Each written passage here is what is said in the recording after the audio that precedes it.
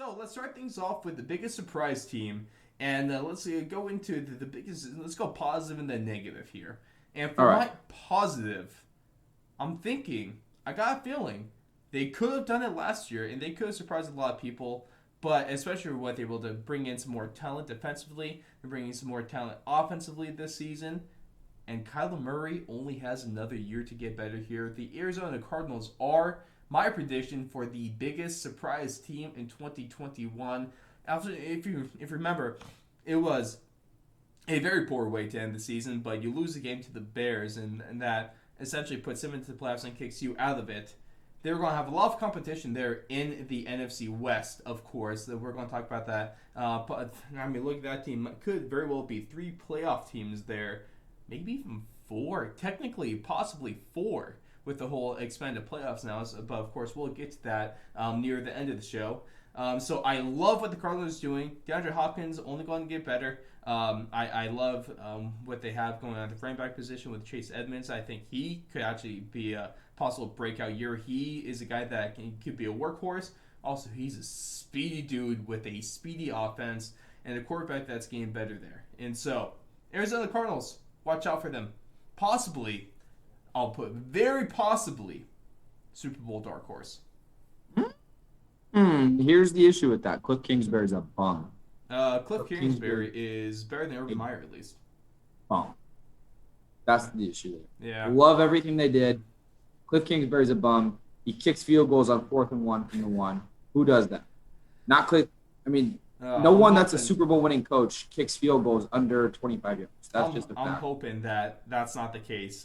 Hopefully he grows from it, but also there's a lot of hope in there. I hope so too. But for my team this year, I really, really, really love what the Chargers did this offseason. I think the absolute two biggest additions they're going to have this year are not big free agency pickups, not rookies. It's Brandon Staley. I think he's going to be an incredible head coach, and they're getting Derwin James back. And Derwin James back is so big for that defense. I mean, Joey Bosa, I know he's been hurt so much.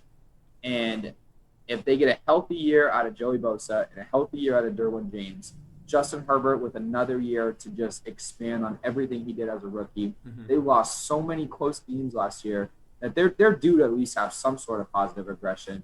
And the biggest upgrade they have on their team is swapping out Anthony Lynn, who I thought was the worst coach in NFL last year, with Brandon Staley, who's one of those guys that he was so bad last year. It was embarrassing. Doesn't know what he's doing. And so you bring in Brandon Staley. It's one of those guys that had the quick rise up the rankings. And the last couple instances we've had of that where, guys kind of came out of nowhere, got the coordinator position and then very quickly got that head coaching position. You look at McVay, look at Matt LaFleur, you look at Kyle Shanahan.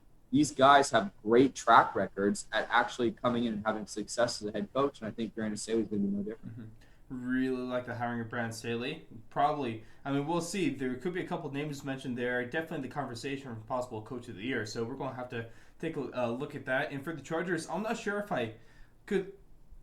Well, I might be bold, but if they make the playoffs and make a run in the playoffs, I'm not sure if I'll ultimately be surprised here. But the thing is with the Chargers, they have these, at least recently, they've had these fairly high expectations heading into the season.